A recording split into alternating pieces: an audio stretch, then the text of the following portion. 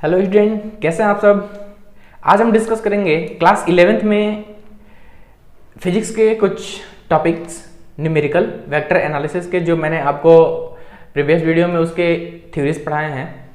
आज हम इसके न्यूमेरिकल देखेंगे। तो स्टूडेंट, आप मेरे वीडियो को लाइक करते हो तो इसको अंत तक देखिए और चैनल को सब्सक्राइब कर लीजिए और अपने दोस्तों में भी शेयर करिए। तो आइए शुरू करते हैं आज का न्यूमेरिकल पार्ट। तो स्टूडेंट, क्वेश्चन है,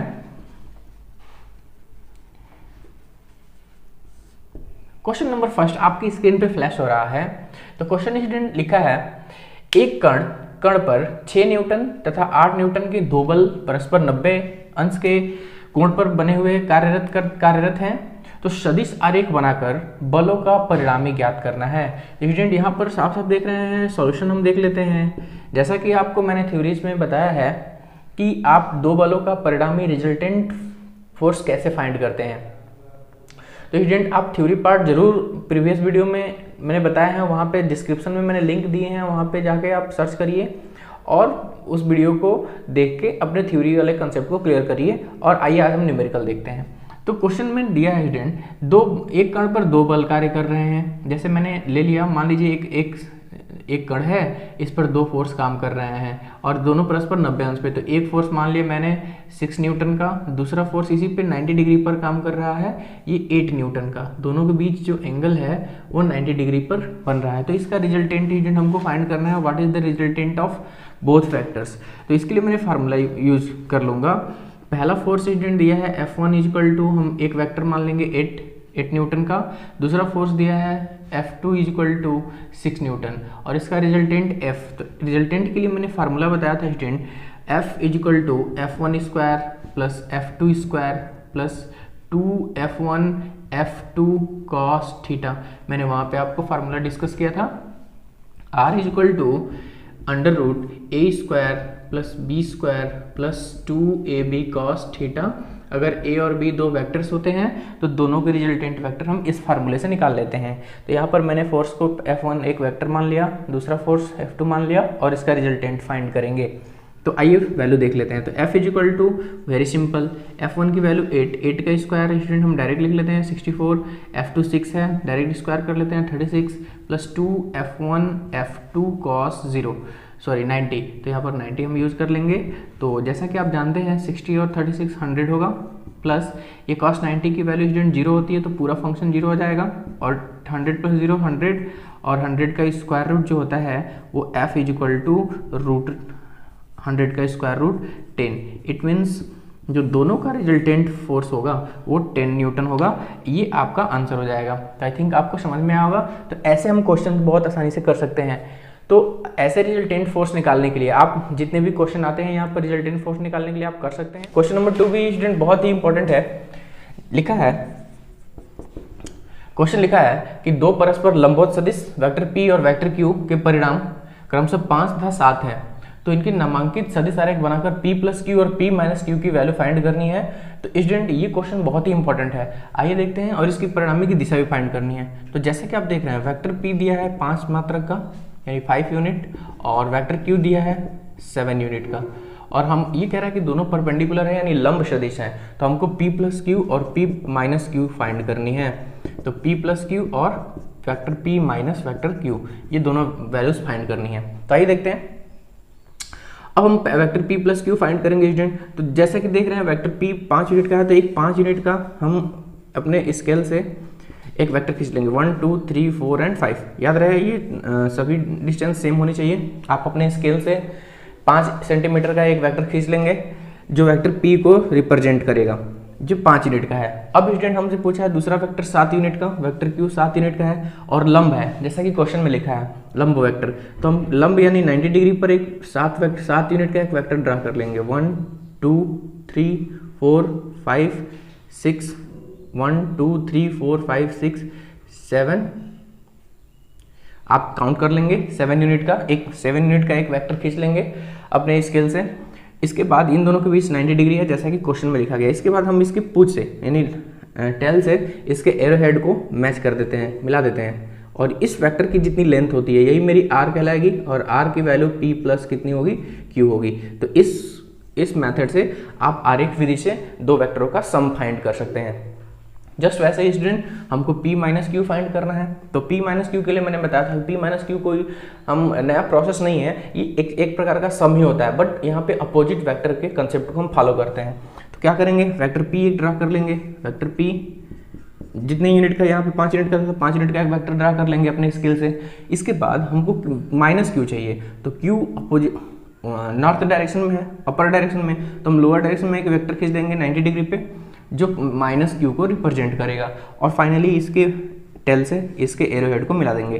तो ये जो इस वेक्टर की जो लेंथ होगी ये होगी vector r is equal to vector p plus q, plus नहीं है यहाँ पे माइनस है तो वेक्टर पी और माइनस वेक्टर क्यू। तो इस वेक्टर की लेंथ हम अपने स्केल से मेजर करके और यहाँ पर आंसर लिख देंगे, इस वेक्टर की लेंथ मेजर करके यहाँ पे आंसर लिख देंगे। तो आई थिंक आपको ये क्वेश्चन समझ में आ गया होगा। तो इस मेथड से हम बहुत आसानी से दो वेक्टरों का सम फाइंड कर सकते हैं। दूसरी बात, अगर हमको डायरेक्शन पूछे कि what is the direction of resultant vector, तो हमें अपने कंपास से या प्रोटेक्टर से यहाँ पर हम इन दोनों लाइंस के बीच एंगल मेजर कर लेंगे और यही एंगल इस रिजल्टेंट का डायरेक्शन कहलाएगा। तो आई थिंक आप ये कर सकते हैं अपने स्केल के माध्यम से।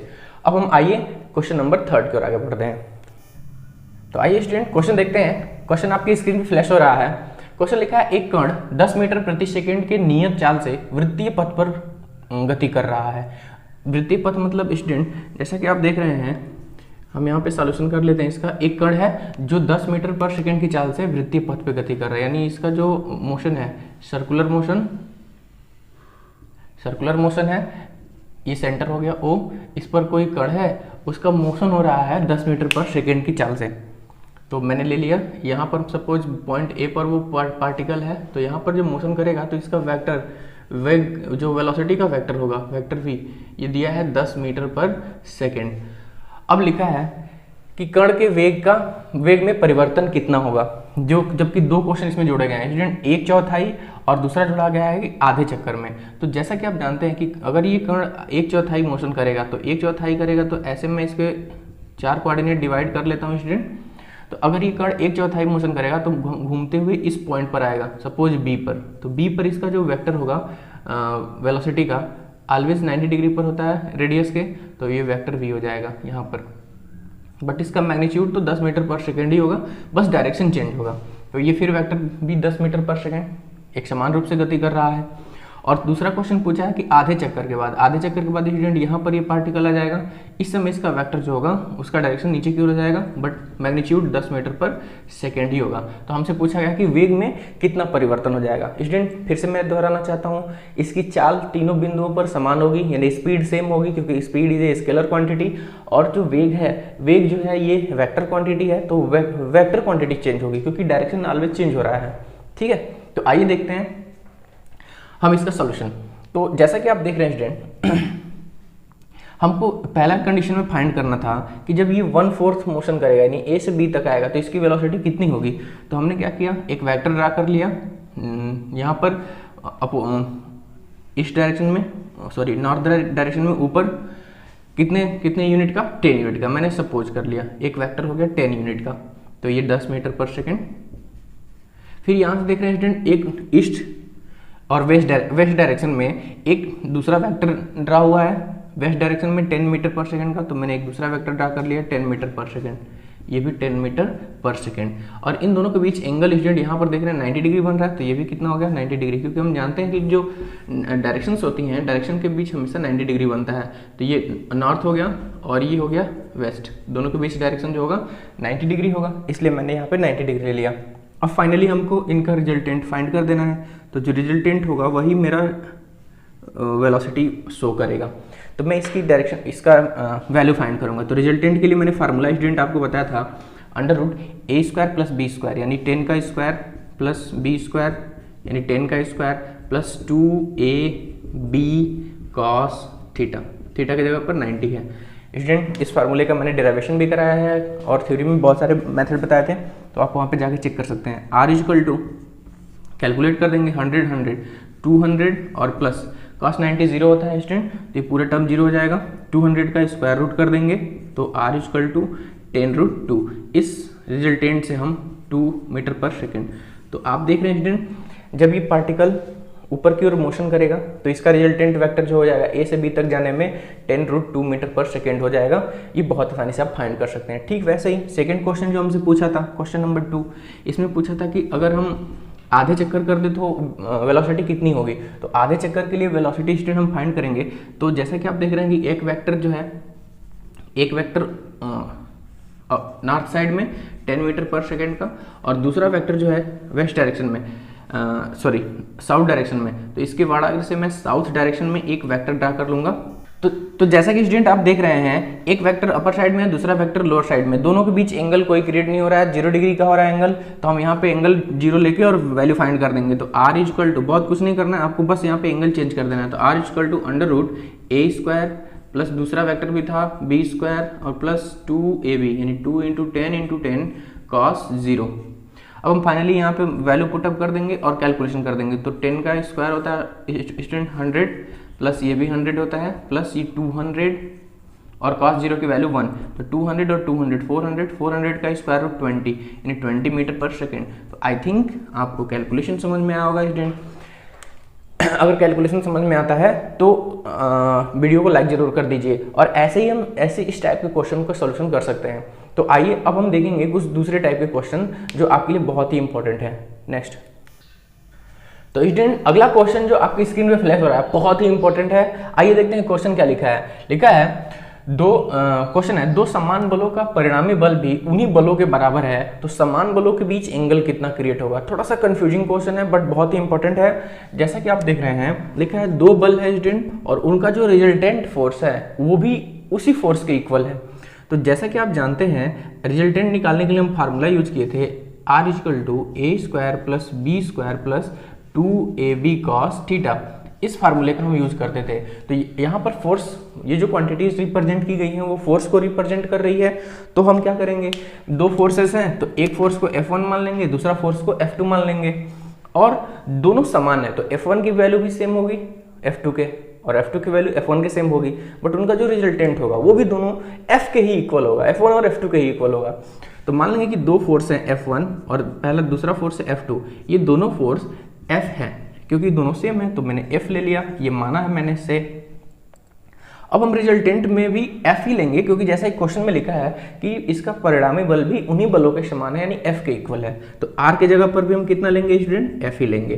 तो ये हम वैल्यू इसमें ले चल के पुटअप कर देंगे। तो अब देखते हैं R के जगह पर हम F यूज कर लेंगे। तो F इज इक्वल टू, हमको एंगल निकालना है स्टूडेंट, थीटा की वैल्यू निकालनी है। तो F is equal to √a² यानी F1 की जगह पर हम F रख सकते हैं प्लस F2 इसके जगह पर भी F रख सकते हैं, F2 हो जाएगा प्लस 2 F1 F2 मतलब स्टूडेंट F1 की जगह पर भी F रख लिया, F2 की जगह पर भी F रख लिया और हमको फाइंड करनी है वैल्यू cos थीटा। तो अब आइए कैलकुलेशन करते हैं। तो F is equal to F का square student F² plus F² plus 2F into F 2F² cos theta. Finally calculation है तो आप तो कैलकुलेशन करने में माहिर हैं। F1 और F2 2F² plus 2F² cos theta, दोनों साइड का स्क्वायर कर लेंगे। तो स्क्वायर कर लेंगे तो F² is equal to 2F² plus 2F² square करेंगे तो ये अंडर रूट कैंसिल हो जाएंगे, F² cos थीटा। इस F² को इधर हम ट्रांसफर कर देते हैं स्टूडेंट। तो फाइनली मेरे पास बचेगा 2F² cos theta equal to, ये फंक्शन इधर आएगा तो F² माइनस 2F² अब हम कैलकुलेशन कर रहे हैं तो 2F² cos theta equal to 2 में से घट जाएगा तो माइनस F² से F² कैंसिल। फाइनली हम इधर कैलकुलेशन कर लेते हैं तो 2 cos theta equal to -1 cos theta equal to -1/2। अब स्टूडेंट cos में किसकी वैल्यू -1/2 होती है, तो cos 120 डिग्री की वैल्यू -1/2 होती है। थीटा इक्वल टू 120 ये आपका आंसर हो जाएगा। जैसा कि आप देख रहे हैं कि दो फोर्स जब सेम हो जाएंगे उनके रिजल्टेंट भी सेम हो जाएंगे तो उनके बीच हमेशा 120 एंगल क्रिएट होगा। तो आई थिंक आपको समझ में आएगा, बहुत ही इंपॉर्टेंट क्वेश्चन। आइए देखते हैं कुछ अलग क्वेश्चन और।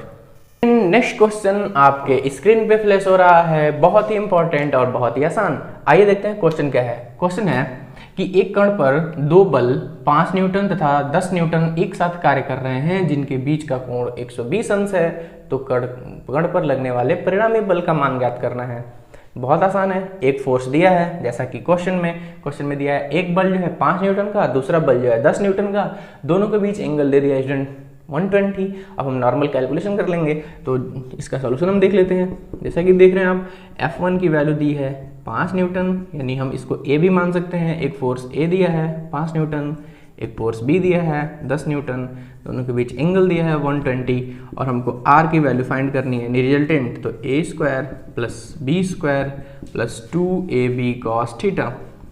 अब हम नॉर्मल इसमें R निकालने के लिए A की वैल्यू पुट अप कर देंगे, B की वैल्यू पुट अप कर देंगे, थीटा की वैल्यू पुट अप कर देंगे और कैलकुलेशन कर देंगे। जो कैलकुलेशन करने पे आएगा वही मेरा आंसर होगा। तो आई थिंक आप ये क्वेश्चन कर सकते हैं। जो भी आंसर है कमेंट बॉक्स में जरूर लिखिए। आइए देखते हैं अगला क्वेश्चन। तो स्टूडेंट अगला क्वेश्चन जो है वो हम थोड़ा सा रिजल्टेंट को अब छोड़ेंगे, अब दूसरे टाइप की ओर बढ़ेंगे। तो रिसोल्यूशन ऑफ वेक्टर मैंने बताया था, उस पर डिपेंडेंट क्वेश्चन कॉम्पिटिटिव एग्जामिनेशन में भी बहुत ज़्यादा पूछे जाते हैं, इससे भी क्वेश्चन कॉम्पिटिटिव एग्जाम में पूछे जाते हैं। तो आइए देखते हैं रिसोल्यूशन ऑफ वेक्टर से कुछ न्यूमेरिकल्स। क्वेश्चन क्या है, पहला क्वेश्चन आप देख रहे हैं, लिखा है 36 से 30 अंश के कोण पर कार्यरत एक बल का ऊर्ध्व घटक 200 न्यूटन, आरोपित बल का मान निकालना है। स्टूडेंट जैसा कि आप देख रहे हैं कि 36 ही कितना डिग्री का कोण बना रहा है, 30 डिग्री का, और जो ऊर्ध्वाधर घटक है, स्टूडेंट मैंने घटक के बारे में आपको पढ़ाया था, कंपोनेंट्स, जो उसका ऊर्ध्वाधर घटक फर्स्ट बल का है वो है F साइन थीटा। जैसा कि ऊर्ध्वाधर घटक हम देखते हैं F साइन थीटा और F कॉस थीटा 36 घटक, तो F साइन थीटा की वैल्यू दे दी है स्टूडेंट 200 न्यूटन। और फाइनली हमसे क्या पूछा है, हमसे पूछा है कि जो फोर्स है यानी जो उस पर बल लगाया जा रहा है उसकी वैल्यू फाइंड करिए, यानी F की वैल्यू हमको फाइंड करनी है। तो जैसा कि आप देख रहे हैं, मैं इसका कैलकुलेशन कर लेता हूँ यहीं पे, F इंटू साइन थीटा की जगह पर हम 30 रख लेंगे, 30 equal to 200, very simple numerical, आप बहुत आसानी से फाइंड कर लेंगे। तो F साइन थीटा की वैल्यू 1/2 इजकल टू 200, तो finally F equal to 200 into 2 यानी 400 न्यूटन, यानी उस ऑब्जेक्ट पे जो फोर्स अप्लाइड है वो है 400 न्यूटन का। आई थिंक आपको ये समझ में आ गया होगा। तो ऐसे ही इस टाइप के हम सारे क्वेश्चन को सॉल्व कर सकते हैं। स्टूडेंट अगर आप फिजिक्स के न्यूमेरिकल नहीं करते हैं, खुद कितनी भी थ्योरी पढ़ लें, न्यूमेरिकल नहीं करेंगे आपके कॉन्सेप्ट क्लियर नहीं हो सकते हैं।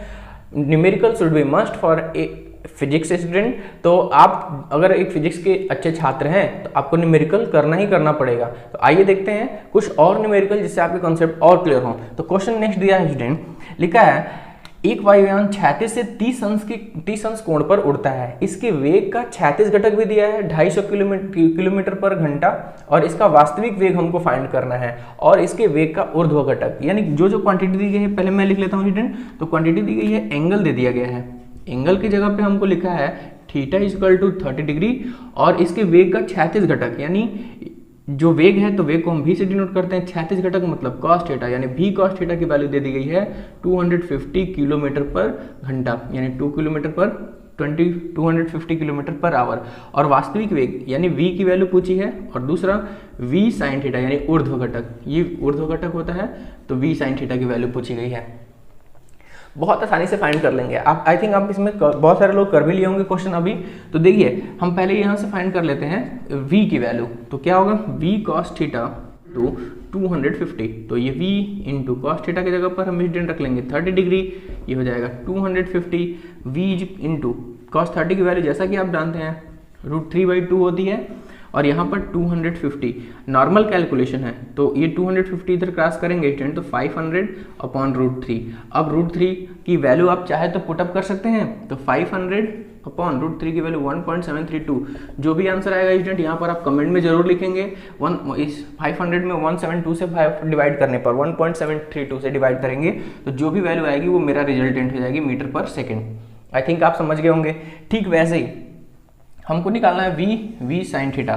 तो v साइन थीटा भी फाइंड करने के लिए हम क्या करेंगे, ऊर्ध्व घटक, जिसको आप कह रहे हैं ऊर्ध्व घटक, तो ऊर्ध्व घटक v साइन थीटा, तो v की जगह पे अभी भी मैंने वैल्यू फाइंड किया 500√3 और साइन थीटा यानी साइन 30 डिग्री। अब हम नॉर्मल कैलकुलेशन कर लेंगे, तो 500√3 और साइन 30 की वैल्यू होती है स्टूडेंट 1/2, कैलकुलेशन कर देंगे तो 250 ये कट जाएगा, तो फाइनली हमारे पास जो बचेगा 250/√3। ऐसे ही स्टूडेंट हम जैसे यहाँ पे √3 की वैल्यू पुटअप करके v की वैल्यू निकाले हैं, ऐसे हम v साइन थीटा भी निकाल सकते हैं इसको कैलकुलेशन करके। तो आई थिंक आपको ये न्यूमेरिकल समझ में आ गया होगा। अब इस टाइप के न्यूमेरिकल आप कर सकते हैं। तो आइए देखते हैं कुछ दूसरे टाइप के न्यूमेरिकल। आपके कॉम्पिटिटिव एग्जामिनेशन के लिए बहुत ही इंपॉर्टेंट है स्टूडेंट। तो नेक्स्ट क्वेश्चन आपके स्क्रीन पे फ्लैश हो रहा है। क्वेश्चन बहुत सिंपल है, लिखा है यदि सदिश vector a equal to 2i cap plus 3j cap minus 5k cap है तो सदिश वेक्टर a का परिमाण ज्ञात करना है, a ज्ञात करना है। वेक्टर a को हटा के केवल उसका मैग्नीट्यूड फाइंड करना है। तो जैसा कि आप देख रहे हैं वेक्टर a की वैल्यू दे दी गई है, कितनी है 2i cap plus 3j cap minus 5k cap. तो हमको a की वैल्यू ओनली वन a, इसको हम स्टूडेंट मॉड वेक्टर a भी कहते हैं। तो मॉड वेक्टर a को ही a कहा जाता है, दोनों सेम चीजें हैं। तो हमको क्या कैसे मॉड निकालते हैं, मैंने इसके बारे में आपसे डिस्कस किया था कि जो i, j और k के कंपोनेंट होते हैं उसका स्क्वायर करके अगर हम अंडर रूट कर दें तो हम वैल्यू फाइंड करते हैं मैग्नीट्यूड का, यानी वेक्टर मॉड a का। तो हम क्या करेंगे, तो यहाँ पर स्टूडेंट वेरी सिंपल, हम a की वैल्यू फाइंड करने के लिए i कैप के गुणांक का वर्ग यानी 2 का स्क्वायर प्लस 2 का गुणांक का स्क्वायर प्लस 3 के स्क्वायर, ऐसे ही 5 का स्क्वायर हम स्टूडेंट करेंगे माइनस 5 का स्क्वायर। और फाइनली जो मेरा आंसर आएगा, रिजल्ट आएगा वही मेरा आंसर होगा। 2 2 जा 4, 3 3 जा 9, 25। तो a की वैल्यू हो जाएगी 9 और ये सबको ऐड कर देंगे तो 13 और प्लस 25, कैलकुलेशन करेंगे तो 8 3 यानी अंडर रूट 38। इस तरह से हम वैल्यू फाइंड कर लेते हैं। तो बहुत ही आसान है मैग्नीट्यूड फाइंड करना, ये परिमाण कहलाएगा a का, ठीक है। तो आई थिंक आपको समझ में आएगा। ठीक, ऐसे ही क्वेश्चन देखते हैं कुछ और, आइए देखते हैं नेक्स्ट क्वेश्चन। तो अगला क्वेश्चन स्टूडेंट आपके स्क्रीन पे फ्लैश हो रहा है। क्वेश्चन क्या है, बहुत ही आसान, लिखा है वेक्टर a की वैल्यू दे दी गई है 3i cap plus 4j cap minus 5k cap. तो हमसे पूछा है एकांक सदिश, इसका एकांक सदिश फाइंड करना है। तो जैसा कि आप देख रहे हैं vector a equal to 3i cap plus 4j cap minus 5k cap, ये एक वेक्टर दिया गया है और इसका हमको निकालना है एकांक सदिश यानी यूनिट वेक्टर। तो यूनिट वेक्टर निकालने के लिए मैंने आपको फार्मूला बताया था कि यूनिट वेक्टर को हम a कैप से डिनोट करते हैं। a cap is equal to vector a upon mod vector a। तो बहुत ही आसानी से हम फाइंड कर सकते हैं। जैसा कि आप मॉड निकालना सीखे हैं अभी, तो हम मॉड निकाल लेंगे। Vector a cap is equal to vector a की वैल्यू तो हमारे सामने है 3i cap plus 4j cap minus 5k cap. और फाइनली हमको मॉड निकालना, तो मॉड निकालने के लिए हम क्या करते हैं, सभी i और j के कैप के कंपोनेंट का स्क्वायर करके स्क्वायर रूट कर देते हैं, यानी 3 का स्क्वायर प्लस 4 का स्क्वायर प्लस माइनस 5 का स्क्वायर। तो ये हो जाएगा vector a cap is equal to 3i cap plus 4j cap minus 5k cap upon 3 3 जा 9। जैसा कि यही सेम टू सेम यहाँ पे हम वैल्यू रखेंगे 3 3 जा 9 प्लस 16 प्लस 25, कैलकुलेशन कर देंगे स्टूडेंट। तो ऊपर आ जाएगा 3i cap plus 4j cap minus 5k cap upon ये 25 और 25 50 हो जाएगा स्टूडेंट 50। और ये हो जाएगा, थोड़ा सा अगर और कैलकुलेशन कर दें तो 3i cap plus 4j cap minus 5k cap और 50 का स्क्वायर रूट 25 2 जा 50 होता है तो 5 रूट 2, ये मेरा यूनिट वेक्टर हो जाएगा, यानी जिसको आप इकाई सदिश कह रहे हैं। तो ऐसे हम यूनिटरी वेक्टर फाइंड कर सकते हैं, एकांक सदिश निकाल सकते हैं। तो आई थिंक ऐसे क्वेश्चन आप कर लेंगे। आइए देखते हैं कुछ दूसरे टाइप के क्वेश्चन। अगला क्वेश्चन आपके स्क्रीन में फ्लैश हो रहा है, बहुत ही आसान क्वेश्चन है जो मैं ये क्वेश्चंस बता रहा हूँ स्टूडेंट। अगर आप क्लास 12 में प्रमोट करते हैं तो वहां पे आपको मैथ में फिर से ये सारे टॉपिक मिलेंगे। तो जो स्टूडेंट यहाँ पे अगर ये क्वेश्चन क्लियर करता है उसको मैथ के टॉपिक के उस टाइम के क्वेश्चन बहुत आसान लगेंगे। यहाँ पर भी आसानी है, बट आइए देखते हैं कुछ और आसान क्वेश्चन जो कॉम्पिटिटिव एग्जाम्स के लिए भी इम्पोर्टेंट है और आपके एकेडमिक के लिए तो बहुत जरूरी है। तो जैसा कि आप देख रहे हैं क्वेश्चन आपकी स्क्रीन पे फ्लैश हो रहा है। क्वेश्चन है दो सदिश दिए गए हैं वेक्टर a और वेक्टर b, इनके परिमाण भी दिए गए हैं 5 व 4 मात्रक। तो उनके बीच का एंगल अगर थीटा हो तो a डॉट v की वैल्यू फाइंड करनी है। तो जैसा कि स्टूडेंट आप देख रहे हैं वेक्टर a की वैल्यू है 5, इसका मैग्नीट्यूड दे दिया गया है 5 यूनिट, और दूसरे का मैग्नीट्यूड दे दिया गया है वेक्टर b, इसका मैग्नीट्यूड 4 यूनिट, और एंगल दे दिया गया है 30 डिग्री। तो फाइनली हमसे क्या पूछा जा रहा है, vector a dot vector b। अब कितना आसान है इसको फाइंड करना।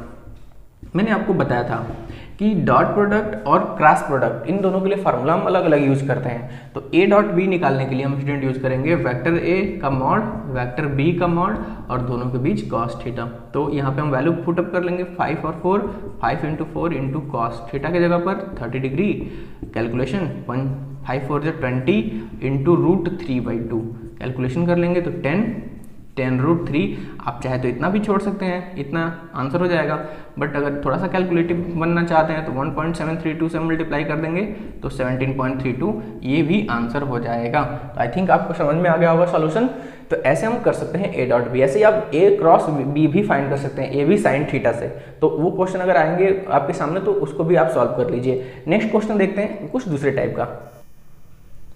तो स्टूडेंट वीडियो बहुत ज़्यादा लंबा ना हो इसलिए मैं सोचा हूं कि न्यूमेरिकल के 2 वीडियो आपको प्रोवाइड कराया जाए। तो पहले वीडियो में एक और क्वेश्चन और देखेंगे हम आज का नेक्स्ट वीडियो में, ताकि बहुत ज़्यादा लॉन्ग ना हो वीडियो। तो डे बाय डे क्लास के लिए हम इस वीडियो में एक क्वेश्चन और देखेंगे और लास्ट अगला वीडियो जो मेरा होगा नेक्स्ट वीडियो उसमें आप न्यूमेरिकल के कुछ और थोड़ा सा लॉजिकल क्वेश्चन और थोड़ा बड़े क्वेश्चन देखेंगे जो एडवांस तक के क्वेश्चन पूछे जाते हैं उसमें। तो आइए आज का अंतिम क्वेश्चन देखते हैं और इसके साथ ही इस वीडियो को क्लोज करेंगे। तो क्वेश्चन क्या लिखा है?